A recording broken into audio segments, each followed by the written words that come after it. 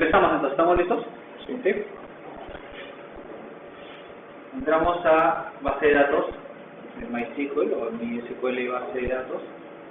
Y en esta pantalla nos aparecen opciones para crear una nueva base de datos. En ustedes, en el nombre de la base de datos les aparece el prefijo, que debería ser un nombre de usuario que ustedes tienen para acceder. Un guión abajo y el nombre que le vamos a dar. Así que vamos a darle aquí un nombre. Por ejemplo, podemos darle registrados, ¿está bien? ¿Les parece? Registrados. Ustedes pueden cambiar de poner el nombre que deseen a la base de datos y le hacen clic en crear una base de datos. Le hacen clic en crear una base de datos. Va a depender de la característica del hosting, por si acaso, si permiten o no permiten crear base de datos. Ustedes, como no tienen ninguno, si les permite, creo que hasta 5, si no me equivoco. Hemos creado y es necesario, yo les recomiendo tener presentes los nombres tanto de la base de datos, el usuario que vamos a crear y la contraseña. Normalmente yo utilizo el bloc de notas para poder tenerlo temporalmente almacenado y no olvidarme, porque eso voy a utilizarlo en la programación. Y el nombre de la base de datos, si se dan cuenta, incluye el prefijo del nombre de usuario de su hosting. Entonces yo voy a copiar aquí, lo pego, y yo sé que este es para mí BD, que viene en base de datos. Esta es la base de datos. Le hacemos clic en volver. Lo segundo que tenemos que hacer es crear un usuario. Para eso, en la parte un poquito más abajo de la misma pantalla, dice, MySQL usuario. Y para crear un usuario también nos ofrece, o nos da el prefijo del usuario. Entonces lo hacen en un hosting compartido, para diferenciar un usuario de otro, utiliza los prefijos. Usted puede colocar cualquier nombre. Yo por temas, como tengo muchas bases de datos, y quiero saber si el usuario pertenece a qué base de datos, le voy a dar el mismo nombre, registrado. El mismo nombre de la base de datos le voy a dar registrados. Bueno, no me permite hasta leer nomás, no hay ningún problema. Y la contraseña que ustedes deseen, y que no sea tan débil. Me voy a utilizar A mayúscula E, I, O, U, 1, 2, 3, 4, 5. Ojalá me permite. Sí. A mayúscula E, I, O, U, 1, 2, 3, 4, 5. Así que voy a ir aquí a mi bloc de notas, usuario, 2 puntos, clave, 2 puntos. Mi clave que estoy poniendo es las vocales y los números. No punto aquí para no olvidarme, porque luego va a ser un problema. Bien, hacemos clic en crear usuario. Hacemos clic en crear usuario. Y vemos que el usuario se ha creado correctamente, me dicen. Voy a copiar el nombre del usuario y ponerlo en mi bloc de notas. Y ustedes pueden darse cuenta que tenemos 3 parámetros. Tenemos el nombre de la base de datos, como información que ha sido creada. Tenemos el nombre del usuario y la contraseña del usuario. Estos son los tengo ahí guardados. Así que le hacemos clic en volver, acá para regresar otra vez la pantalla de la base de datos. Y nos falta un último paso. El último paso es decirle que este usuario va a tener acceso a la base de datos correspondiente. Hay que vincular el usuario con la base de datos y darle los permisos debidos. Así que eso es lo que vamos a hacer ahorita. ¿Un usuario puede estar vinculado a una base de datos? Sí, un usuario puede tener permiso a más de una base de datos. Así es. También puede tener. Sí, eso lo hacemos justamente en la segunda sección, aquí, donde dice añadir usuario a base de datos. Entonces aquí hacemos las combinaciones debidas, Elegimos un usuario con una base de datos y añadimos. No importa qué combinación que hagamos, no hay ningún problema. Voy a ver un usuario para múltiples bases de datos y también varios usuarios de acceso para una base de datos. Así que elegimos entonces nuestro usuario elegimos nuestra base de datos y le podemos añadir. ¿Me van siguiendo? ¿Los espero? ¿Me avisan? Ya. Añadir un usuario a una base de datos. Ya. Una vez que añadimos el usuario de la base de datos, nos sale la llamada de los privilegios, ¿no? O los privilegios que va a tener este usuario. ¿Añadir un número? Sí, hacemos clic en añadir y nos dice qué privilegios queremos tener. Bueno, para aquellos que están más orientados a las tecnologías, al desarrollo, saben qué tipo de privilegios son estos, si quieren personalizarlos. En nuestro caso, vamos a darle todos los privilegios. Marcamos la casilla en la parte superior. En la parte superior, ahí está, le damos todos los privilegios y guardamos los cambios. Guardamos los cambios. Listo. Listo. Está. Podemos volver. Regresamos a la pantalla principal de la sección de base de datos. Y con eso hemos terminado la primera parte. Ya está listo. Tenemos la base de datos. Ese es el segundo paso, pero no lo hacemos ahí, sino lo hacemos con otra herramienta, que es el PHP MyAdmin. Entonces, vamos al inicio, donde dice Home, en la parte superior, al inicio del panel de control. Bajamos hasta la sección de base de datos. Y hay una herramienta aquí que dice PHP MyAdmin o MyAdmin, como quieran ustedes leerlo. ¿Sí? Hacemos clic ahí. Nos va a aperturar una nueva pestaña y va a cargar el gestor. Aquí ya están trabajado con SAM. Es la situación. Vamos a esperar un ratito. Cargue.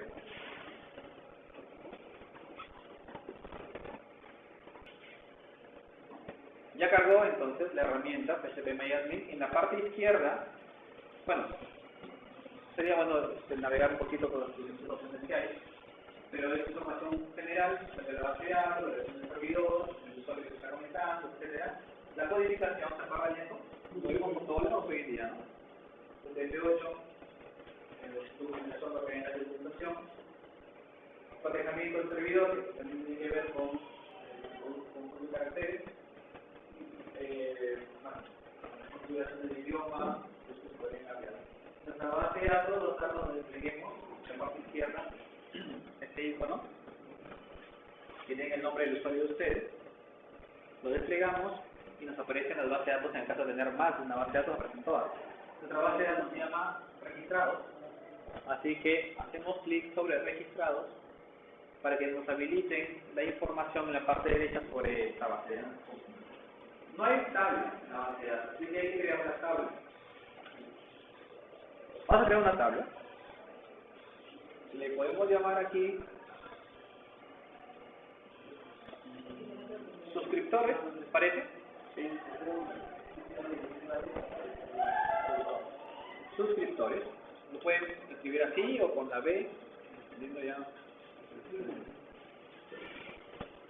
Y va a depender el número de columnas según el número de campos que queremos almacenar. En ejemplo, por eso que yo abrí aquí el landing, tengo 4 campos que estoy almacenando, o que deseo almacenar: el nombre, el apellido, el correo, el teléfono. Si ustedes tienen 5, puede ser a 5, ¿no? Más 1 siempre, porque hay que identificar, hay que ver un código de un campo de codificación. Para el ejemplo que estamos aplicando, el ejemplo que estoy haciendo aquí, hay 4 campos, pero por cada usuario necesito identificarlo. Por lo tanto, necesito un campo más de identificación. Van a ser 5 campos. Así que en la base de datos que voy a crear, en la tabla que voy a crear, le voy a poner 5 columnas. Una columna será la identificación, el ID, que me va a permitir diferenciar un usuario de otro. Y la otra columna va a ser para almacenar cada campo que hemos recolectado. ¿Ya? ¿Sí? Así que de acuerdo a cada realidad de ustedes, pondrán el número de campos, más 1 siempre, más 1. ¿Ah? Hacemos clic en continuar para ingresar la información de cada encabezado, de cada campo que se va a almacenar, ¿no? Si nosotros nos imaginamos una tabla, serían los encabezados de cada columna. El primero va a ser el identificador. Yo normalmente le pongo ID, ¿no? Eso va a depender mucho de los criterios de ustedes. Pueden tener otro nombre. Yo le voy a llamar ID. ¿Solo ID? Sí, solo ID. Pueden ponerle ID suscriptor, si gustan, o código.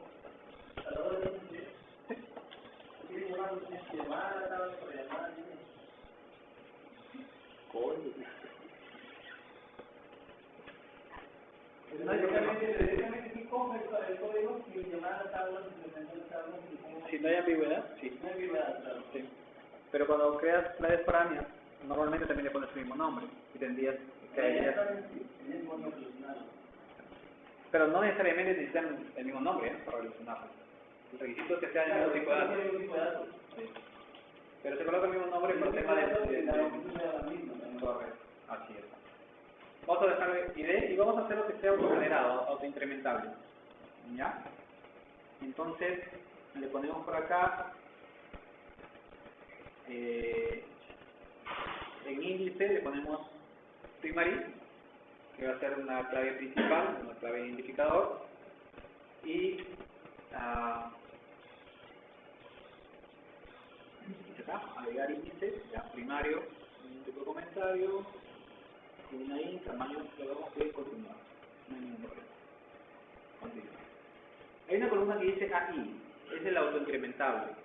Como no queremos manejar el código, entonces vamos a hacer que sea automático. Le hacemos clic aquí en AI para que sea el código automático. Vamos agregando un usuario nuevo llega, solito tendrá un código automáticamente, es numérico. ¿Ya? Se va a autoincrementar. Esa es una parte. Lo demás lo dejamos tal como está. Salvo que ustedes deseen tener alguna personalización, lo pueden hacer también. Pueden ponerle código también, no hay ningún problema. ¿Sí? No hay ningún problema. Yo lo pondré porque no me refleja.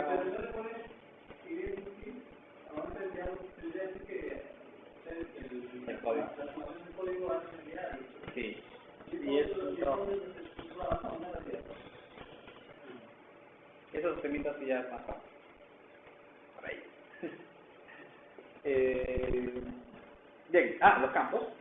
Pedimos entonces en el landing nombres, apellido, correo y teléfono. Eso es lo que yo pido. Así que voy a colocar lo mismo. ¿No? Nombres. En nombres voy a colocar varchar. ¿Sí? Varchar porque el tipo va a cambiar aquí. Y la longitud para hacer de manera, digamos, bastante extensa, digamos 30 caracteres, creo que se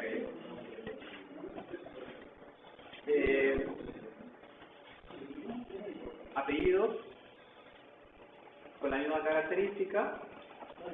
Ustedes pueden personalizarlo a más detalle.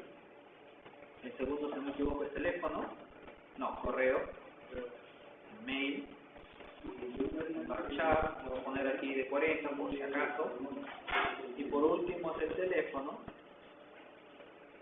y se recomienda también que se haga marchar, porque los usuarios tienen múltiples formas y múltiples criterios de editar un teléfono.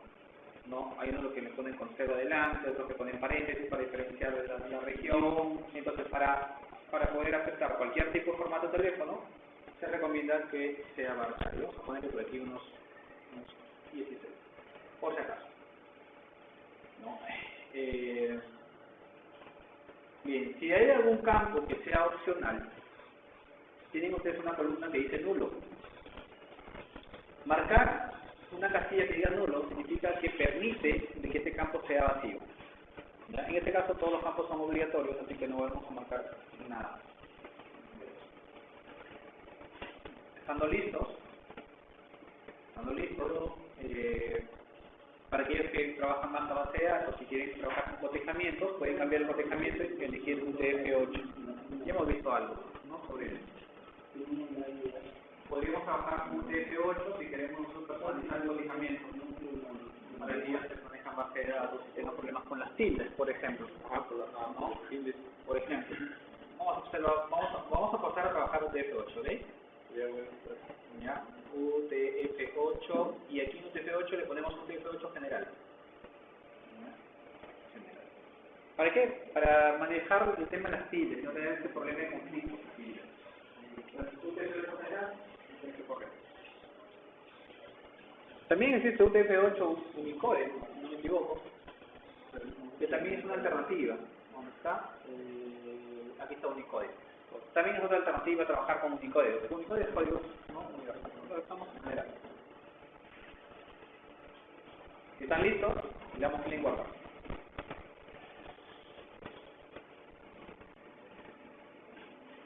Ya está. Tenemos la tabla creada. No hay todavía elementos almacenados. No hay ningún elemento, no hay ningún registro, no hay ningún usuario, no hay ningún usuario anotado. Para aquellos que desean trabajar procedimientos almacenados y todo lo demás, no vamos allá a las operaciones. No, o también podemos tenerlo a nivel de SQL. Ahí SQL, y aparece para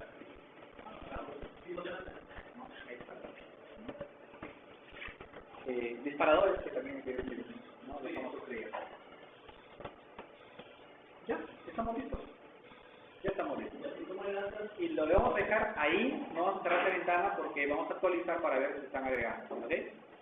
Nos vamos a la pestaña de nuestro famoso archivo, nuestro código. Y es aquí donde vamos a programar. ¿No? Los pasos son puntuales, aquí no hay que pensar mucho, son puntuales. El primer paso es conectarnos al servidor de base de datos, es decir, que la aplicación o esta máquina sepa dónde queda la base de datos. ¿No? Lo segundo es seleccionar la tabla con la base de datos del servidor. Una cosa es detectar dónde están, otra cosa es decir qué base de datos de todo el conjunto. Si se dan cuenta, en mi caso, tengo varias bases de datos, pues hay que explicar cuál es toda la base de datos que vamos a trabajar. Y tercero, por último, es hacer la actividad sobre esa tabla. En este caso son inserciones de datos, ¿no? Y con eso terminaría. Vamos a hacer las pruebas acá. Entonces voy a maximizar esto un poquito para que se pueda ver. Siempre dentro del if, antes de ejercer la llave, acuérdense que el if me pregunta si me dio datos, y si dio datos y luego borro el cuadro. Siempre antes de ejercer la llave, ahí vamos a seguir también programando. Voy a insertar espacios con fines de que suba el código y ustedes no tengan que agacharse mucho. ¿Ya? Solamente con ese fin. Y aquí vamos a programar. Para que tengan la altura. Primer paso, la conexión. Todas las funciones que vamos a trabajar con base de datos empiezan con el prefijo MySQL. ¿Ya? Entonces, si queremos conectarnos al servidor de base de datos,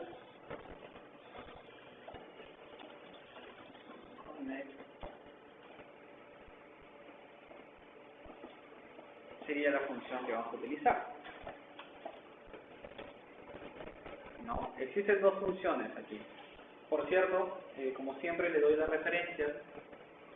Cada vez que tengamos alguna duda, cada vez que queramos ayuda, una buena forma de buscar es, por ejemplo, MySQL Connect, por ejemplo, en PHP, ¿no? Pongo esto yo y me sale aquí PHPNet, como siempre, el mismo que nos salió para el PHP de la pasada, pero en este caso nos va a aparecer cómo utilizar Connect, ¿no? Y para utilizar Connect necesito parámetros en realidad. Son 3 parámetros obligatorios y los demás son opcionales. Bueno, eso lo voy a explicar, aquí está un poco extenso, lo voy a explicar yo en la práctica, pero ya sabes dónde poder trabajar las conexiones. Los ejemplos también ayudan muchísimo. Bueno, estamos aquí está el código. MySQL Connect nos pide 3 valores. El primer valor es el nombre del servidor de donde se va a conectar. El segundo valor es el nombre del usuario que se va a conectar. Y el tercer valor es la contraseña del usuario que se va a conectar. ¿Sí? Fíjense que hasta ahí no hemos mencionado la base de datos. Entonces, podemos crear variables para hacerlo más cómodos, ¿no? Podemos poner una variable que diga, por ejemplo, servidor igual y le damos un valor. Y luego necesitamos uno que se llama usuario igual y le damos un valor. Voy a poner todo en minúscula por tema de para no confundirme, porque en la programación de PHP se distinguen mayúsculas de minúsculas. Contraseña o clave, porque la ñ no puedo escribirla, así que ahí lo voy a poner entre esas dos comillas. Y me falta un dato más, que es la base de datos, ¿no? Voy a ponerle base de datos. Bien. 4 parámetros que vamos a manipular. El servidor siempre va a ser localhost, porque hablamos que la información se encuentra subido en el mismo servidor de mi landing page, así que no hay ningún conflicto ahí. El usuario son los datos que ustedes lo tienen almacenados en su blog de notas, así es que tengo yo por aquí. Entonces yo busco el usuario, este es acá, copio, eso que creé, lo pego entre las comillas, ahí está. La clave, que es esto lo que puse, y lo pego entre las comillas. Y la base de datos, esto que está aquí, y lo pego entre las. Y ya tengo toda la información a la mano y no tengo que estar rebuscando otra vez la información. Lo tengo en variables específicas. Es una manera de trabajar. También se puede trabajar directamente colocando todo a mano, ¿no? ¿Me dan la señal, por favor, para continuar?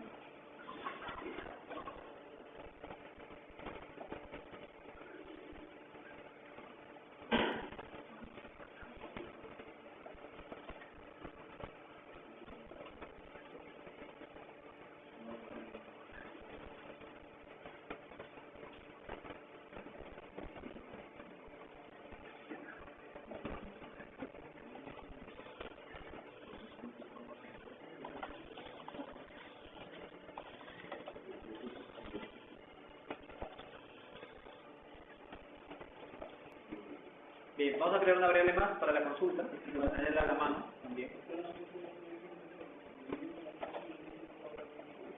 En la consulta, para tener a la mano, le vamos a llamar consulta.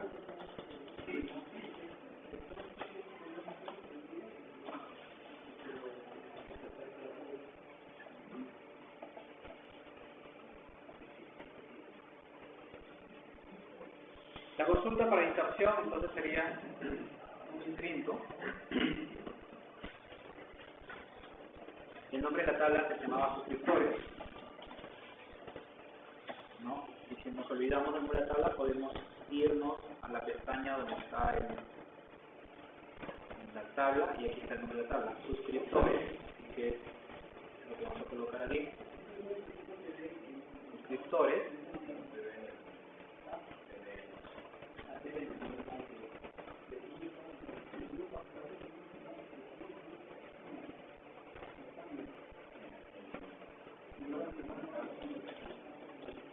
Vamos a utilizar la forma corta de agregar el elemento. Entonces, valores. El primer valor era el ID, ¿no? Lo podemos dejar en blanco. Le ponemos una coma. El segundo valor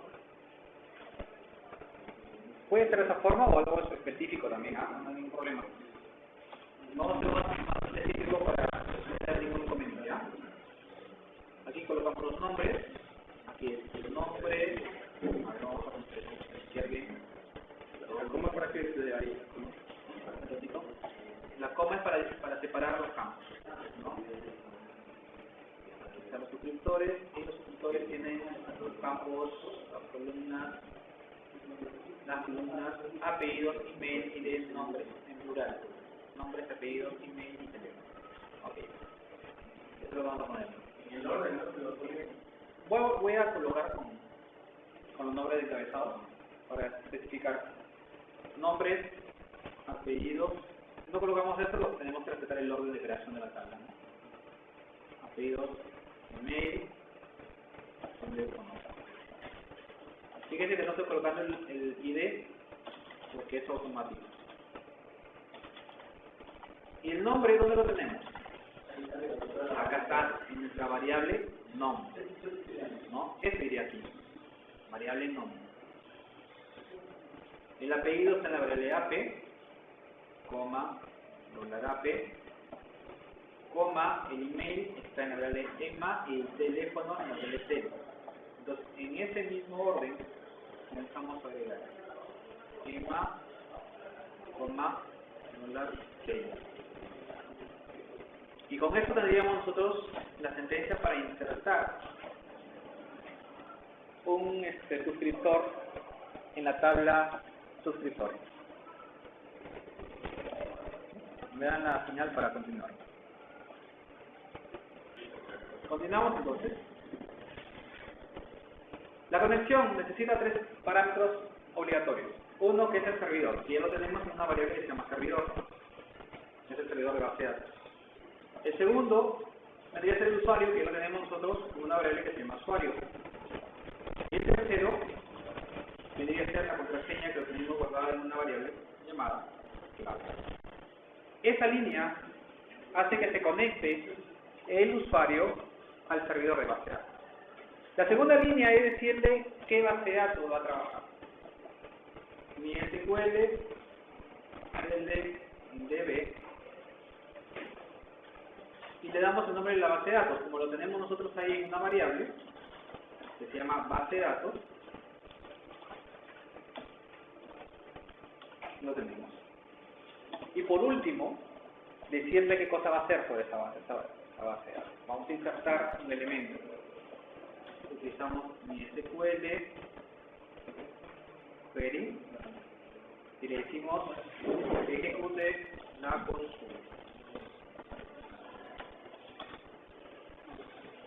Para cada una de las actividades podemos nosotros generar la validación de errores, porque es posible de que la conexión no se lleve a cabo correctamente y queremos que reaccione de una forma, no podemos. ¿No? Aquí podemos nosotros aplicar un mensaje en caso de error. ¿No? Si queremos colocar un mensaje en caso de error, utilizamos el DOM error, y entre paréntesis colocamos un mensaje. Por ejemplo, error en conexión. ¿No? Y si queremos nosotros validar un error a nivel de la selección de la base de datos, colocamos entre comillas, aquí entre paréntesis, error en base de datos, por ejemplo. Y si queremos nosotros validar un error a nivel de la consulta, es decir, ya en la acción de inserción de elementos, podemos poner aquí error en inserción de suscriptor. ¿No? Es opcional esta parte, por si acaso, no es obligatorio, es opcional. Simplemente es, en caso de que se produzca un error, que va a aparecer en pantalla, para llevar una idea de mi control de errores, ¿no? Guardan los cambios, recargan su landing page y hacemos las pruebas. Y si todo funciona ok, lo echamos. Y eso podemos generar un ticket para que se envíe un correo electrónico de esa actividad. No, ¿no? Para enviar un correo electrónico, envía un correo electrónico a mí. Para devolverle información un correo electrónico a la persona que aquí una línea más, donde el mensaje sea mi cliente. Y el mensaje diga, gracias por suscribirse, hemos recibido correctamente mi información aquí. Es lo mismo, ¿qué cambias? Cambias el asunto aquí y cambias el asunto y cambias la mensaje. Después crear otras variables con otro nombre y lo usan. Para devolverle a ellos, para que le devuelvas un mensaje al que se suscribió. ¿No? Bien. Vamos a salvar los cambios en la parte superior derecha. Pero ahí ya código envía texto plano. Yo quiero enviar un mensaje con características HTML a una... ¿Cómo lo llamas? Parece que no venía ya. Sí, se puede. Les entregué yo una página donde hay ejemplos para colocar texto enriquecido como mensaje por correo electrónico. pero lo podemos abrir acá, no hay ningún problema. Aquí pongo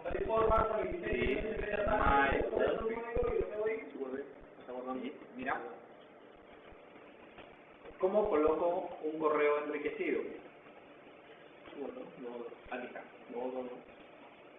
Mira el mensaje, la variable está en el mensaje. Pero la variable del mensaje es la user name. Bueno, lo que sí, hay que tener en cuenta que las clases tienen que estar anotadas en un servidor. Ok, sí. Tienen que existir ya en internet, para que las referencias carguen, ¿no? Así es. Y eso es para todo, no solamente para el caso del mensaje por aquí, sino que cualquier mensaje que ustedes tengan, que les llegue con imágenes bonitas en su correo electrónico, es porque están colgadas en internet. Así se ve mucho mejor el correo. Bien, vamos a hacer la prueba entonces. No sé si guardé los cambios, voy a guardar otra vez. Si se lo guardé, voy a cargar nuevamente el landing. Bien, tengo un error en la línea. ¿Tengo un error? Sí. Ya. Ya. Estoy confundiendo el lenguaje de programación. Es die, bien.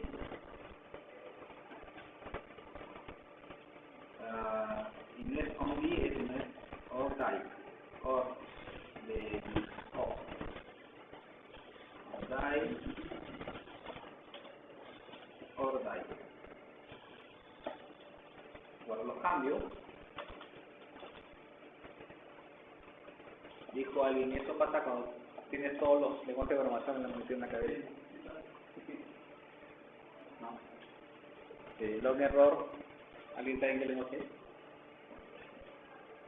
No. ¿Visual? Sí, Visual.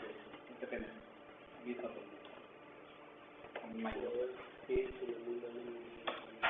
Ok, entonces es or die, no or die. Donde estoy, aquí es or die. Voy a maximizar, es un error or die. Es or die. ¿Sale el error? ¿No lo está reconociendo? No. A ver. Sí.